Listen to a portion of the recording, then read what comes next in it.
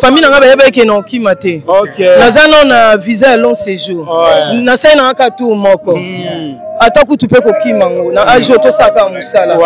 Po to etikel mambo bana bake bavandi basali biso komi ga okei. Oye na zaki ata na idete. Ya okimi dena ka lo mo beto meka public. Na tala ka so moto ezaka. Botika lo basi. Je montre même les mots. Tiens. Neti bilobo na ya ite kana bo.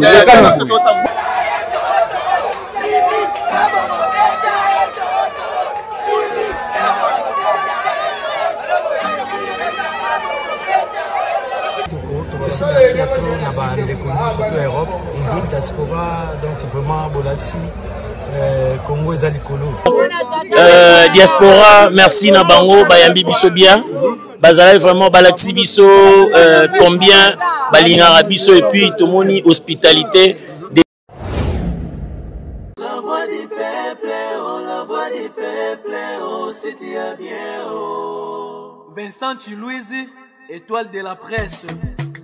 La voix du peuple, toujours longueur d'avance. Les informations partout dans le monde. La voix du peuple, toujours actualité dans les actualités. La voix du peuple, maman n'a raillé.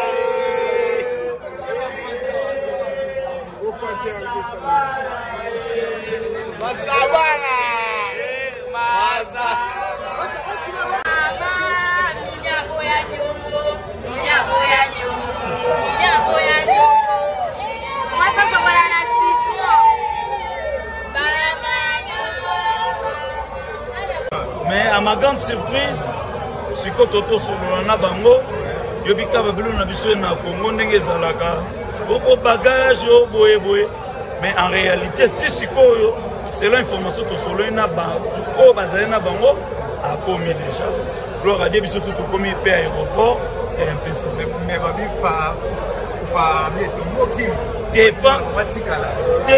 Kotikala ya Mimi, il faut la vérité. Même hier, moi, quand moi. Et là, on a lobby. Mimi a dit la vérité, c'est ma grande sœur chérie. Ah ben, nanga, dès qu'il nanga bobo. Ma grande sœur belé, il fallait na salle non na Kinshasa par rapport à ma contrat. A préféré qu'on respecte ma contrat ou ya on est na poste. Mais c'est pas sur la famille qui a. Pour souhaiter notre famille, ça y fait façon. Mais Kokima, Monica, as artiste, à quel scénario pour te qui est dans mon pépé? Pour les naposés. Il y a ça, il y a un scénario. Moi, je ne sais pas scénario. Je ne sais pas si vous avez dit sur la Banajani. Tu vas gagner l'autre à la Bango. Tu vas comprendre Nango. Na Banajani. Pour l'artiste et comédien supporter. Il ne faut pas tout caboler à ma famille. Pas tout comme la famille. Ce que j'ai aimé dans la vie de loin et sauter, Mobik ici, il y a la vie et sauter, Roncia, pardon, je m'excuse mon frère, Limisanga. At Basalaki. Bino Bobandi Bobana na discours ya Bokabola Batou. Moi je n'avais pas aimé Bana on a fait Baba na Tchani. Alors on s'est plutôt Bana na que ça Bana Tchani. Voilà, c'est un peu ça. Baoko Makalamingite, j'ai aimé. Et là, on est dérangé.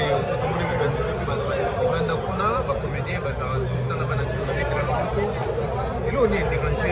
Pourquoi vous souhaitez pour moi Ngana ninga biloko ba séparation. Bon, pour tout le monde dans les réseaux sociaux, moni mo qui les arabiens ngai na sepe na baartiste nde bayambi balelem jani mais omona o mosusu azofinga moi de nature nalinga biloko wana zéro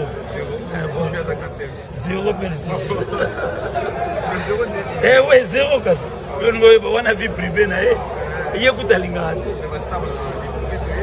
oui mais ya boya ngana kanse ya kanse mimi akanse moni elo na sepelane yango wana parce que moni lelo je suis content donc mona ye ndenge azozonga sel biso bien biso tozoze ozela te nde bozela obikane baba yamba artiste nde te osala mais sans quoi que kozela ye lokola luxe non kozela mimi luxe non de nature na mimi eza pe vi wana te alinga kutu te o na sel même ye moko tama otala automboka te aorekete asepeta yo pe okomprendre alinga ngo te c'est peut passer l'émission soit comme c'est que ngamo muta émission na ça l'émission merci beaucoup.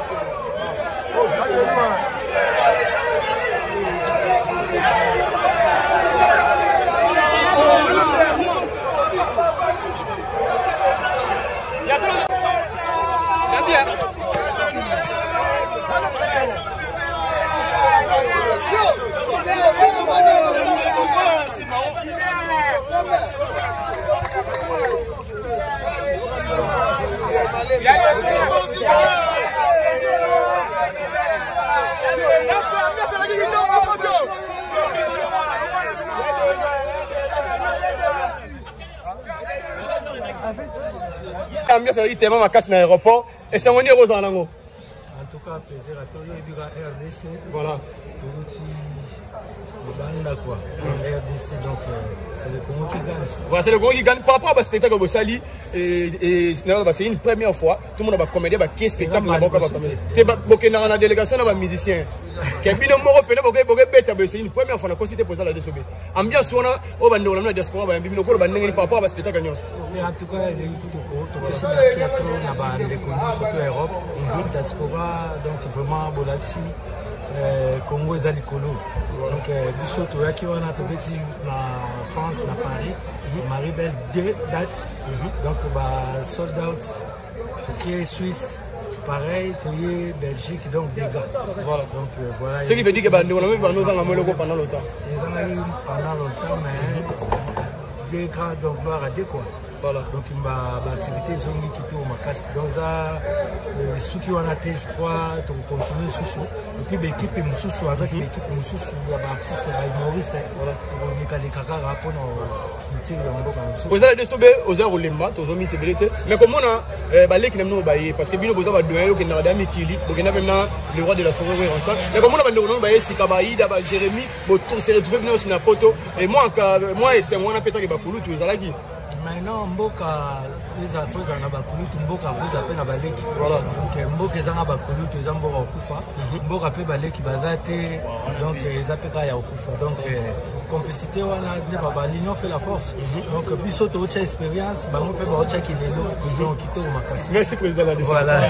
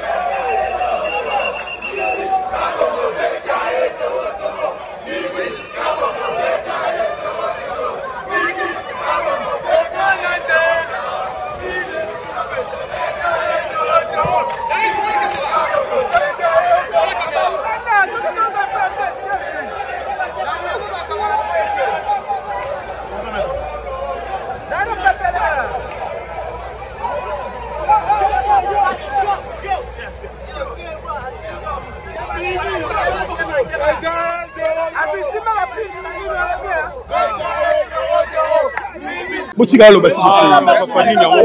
note même les mots. Tiens,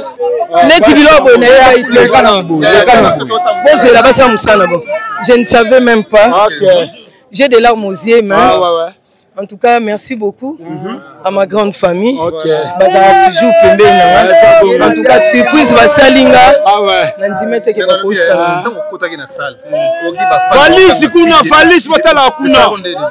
En tout cas, j'étais émotionné. J'ai vite compris qu'il faut arrêter des polémiques inutiles. Il faut focaliser sur Moussala. Moussala est important. Quand on a continué à Maribel, on a Paris, premier spectacle Nabiso. En tout cas, je ne savais pas que Mokili wana ezalai wana et bandai ko zelandenga. Babeli penda fide ouf babandeli lisusu. En tout cas,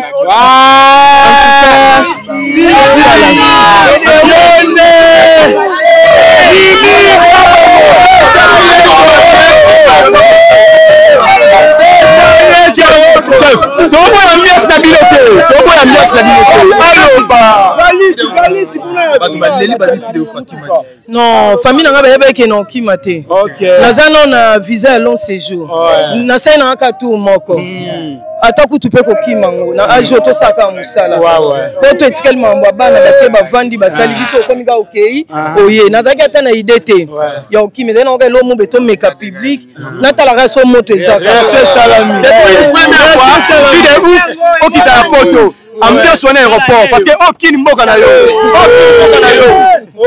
Kini mboka na mais pour la première fois parce qu'on a battu. Wana poto c'était comment? Non, en tout cas nazalai na ma mission bimenga mais j'avais géré ça. En tout cas, moyen ton le babo exact na osa le fort semaine on a peine semaine on a luka. En tout cas pardon. On a saoulé, en tout cas, une minute de silence pour saoulé Kaou Kapa Zouzou. En tout cas, merci beaucoup, excellent saoulé Kaou Kapa Zouzou. Mouté Mamalam, papa et Mouté Mamalam. Qui première délégation, deuxième délégation, on a pas propre effort, ni gouvernement, ni Moutouba soutenir été. Aza parmi Batou, Baolinga, culture, na biso Amboka, et que Liboso. Biso to outi boulot. Ne papa n'y a pas manaton, Kayou, Sili, Azongi. Biso to sali un mois na poto, to zalaki na Paris, to na Suisse, to na Bruxelles. To yesko ko tombe Kinshasa. Bientôt là, le 23 juin, to zape na showbiz. spectacle. On moins complexe qui est toi ou marqué par musicien parce que tout le c'est une première fois délégation va comédien bango moko ba que spectacle. Celui qui a le quoi en tout cas longo biso complexe ma mbebele. Aza muto biso photo sambelela ke mingi. To le baka nzamba baxela longue vie na mukilo yo pour en tout cas dit jamais vie. Biso benda ba yambi biso na poto te laisse tomber. Magambo lobeza oui. Oui papa. Non, en tout cas, j'ai des gens à gérer vraiment. Non, on a une émission, tout comme ça, polémique. On est pour toi, polémique, ne souhaite à la banque. Biso to wuti wana ba polémique qui na biso wuti à la banque. Bon ba bimi biso musala. Bino ba pesa biso biso longola biso ba stress et longola suma kamoti que la biso ba futilité wana. En tout cas, ngai penza na bendi koni na batu nyonso na des problèmes na bango. Na se focaliser. Non, même pas. Ngaza muta polémique to yebi. Nga mutu nyonso dans la mutu nanga. En tout cas, Moussala, je vais parler ici, il y a beaucoup de gens. Moi, dans le bébé, c'était dans le fond. La Monissa Sata, Loisa, Alvin Boazali, dans la mission, Moko 3-4, on a vendu, on a expliqué des spectacles. Merci beaucoup. En tout cas, merci à vous. Ça, tout le monde. Voilà, merci beaucoup. Tous les gens qui font ici. On va pas retour au pays. Ouais, merci Alvin. Voilà. Merci. Nazana plaisir, on a habité tellement énorme, mais on a le on a Royambayo et ça tellement qui tourne. Mais il y a beaucoup d'abord population et Royambayo, tu peux dire quoi? T'es eza base, na kima base t'es na base.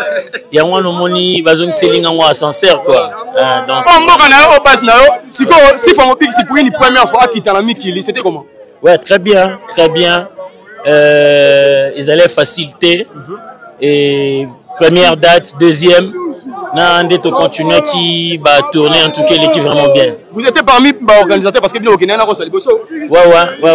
Ouais. Parce qu'il y avait pas de mobile qui s'est comment on va comédien. Voilà. Bobo Misangaï.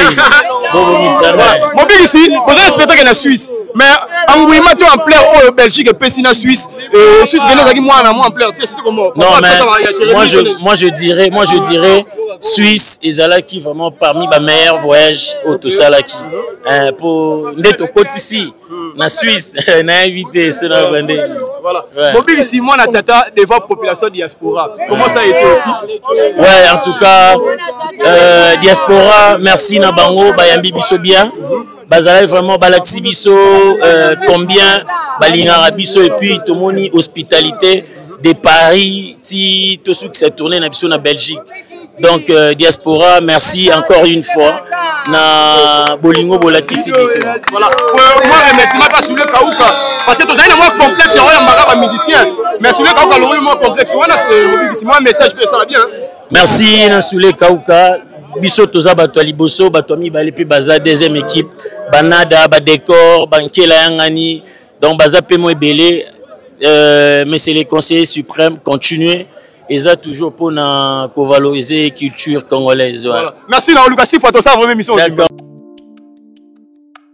Mbotena biso bandeko ngai docteur Pichu Tondele naza pharmacien en formation naza formation na université à Kinshasa na faculté à pharmacie et puis na sali ba master na niveau ya université Marien Ngouabi pe na niveau ya Canada na transformation des agro-ressources et puis préparation de cosmétiques thérapeutiques naturelles. Dans le œuvre dans laboratoire CRMTA ou ezali laboratoire médecine spécialisé dans la production il y a des phytomédicaments, c'est-à-dire qui c'est à partir il y a des nzete na biso ya Congo.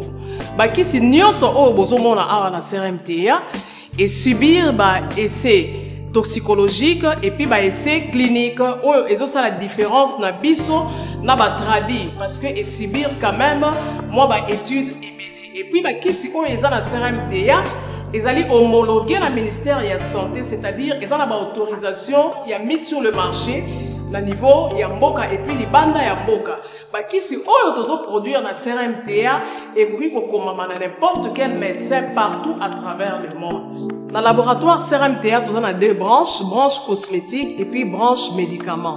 Dans la branche cosmétique, nous avons dulci au collagène, pour ça, nous avons sérum, nous avons savon, pour le traitement, il y a des tampons, des ndouta, des rides, des poches et puis des cernes. Nous avons dulci réparateur, pour ça, nous avons sérum, nous avons savon, on peut associer pe gel douche pour le traitement ya ba bouton et puis qu'on réparer le poisson na yo. Tout ça na DLC cheveux pour ça les lango huile nango na shampoing nango pour le traitement ya ba cheveux abîmés, ba cheveux haut et baby, ba cheveux colorés, ezali ko botisa suki noki et puis ezali ko retarder repousse ya ba cheveux blancs. Tout ça na parfum na biso o to sali à base ya ba nzete na biso ya Congo. Spécificité nango ezali ko kitisa yo stress na kati ya nzoto. Na branche médicament tozali na méamycine sirop comprimé o ezali kisi na biso ya ba mibe ba levure eza anti-poison ezali ko traiter ba problème nyonso ya libumu. Tozali na kisi na biso diazostimile o ezali ko traiter ba différentes formes ya impuissance sexuelle totangi éjaculation précoce, dysfonctionnement érectile, manque ya libido, azoospermie. Tozali na kisi na biso zingenalis supo na comprimé o ezali ko traiter ba différentes formes ya hémorroïdes interne na externe ezali ko régulariser pe cycle ya ba mama. Tozali na kisi na biso sensifos o ezali kisi ya malaria présenté sous forme ya sirop na comprimé. Tozali na kisi na biso méamycine crème o ezali ko traiter ba différentes formes ya maladie o ya ploposo ba mycose o esalaka na makolo ya bana mibali, maladie ya mpesema palata epai ya bana na maladie mosusu ya loposo. Tozali na Diazolex oyo ezali ko traiter ba différentes douleurs climatismales, ba douleur ya mokongo, paiement, ba allergie au pollen. Ezali pomade oyo tomuli kombo ya papa na biso tondeli Diazolo. Tozali na méamycine crème ndenge na tamaki. Tozali na allium oyo ezali kisi na biso ya tension, ezali ko traiter hypertension. Tozali na borex oyo ezali ko bomisa système ya ba papa, ezali ko komisa yango mulai pe monene. Tozali na menga kisi na biso ya makila oyo ezali kozongisa makila na bato oyo baza na problème ya anémie quel que soit son type ya anémie. Et puis tozali na tisane Dr Maxon oyo ezali tisane na biso ezali ko traiter ba myome, ba fibrome, kyste ovarien et puis basi oyo baza na problème ya kobota. Tozali pe na diabétine oyo ezali kisi na biso ya diabète et puis tozali na anti-poison na biso oyo ezali ko neutraliser poison na kati ya makila. La voix du peuple, oh la voix du peuple, oh si tu as bien, oh. Vincent Chilouizi, étoile de la presse. La voix du peuple, toujours longueur d'avance. Les informations partout dans le monde. La voix du peuple, toujours actualité, la actualité. La voix du peuple. Maman n'a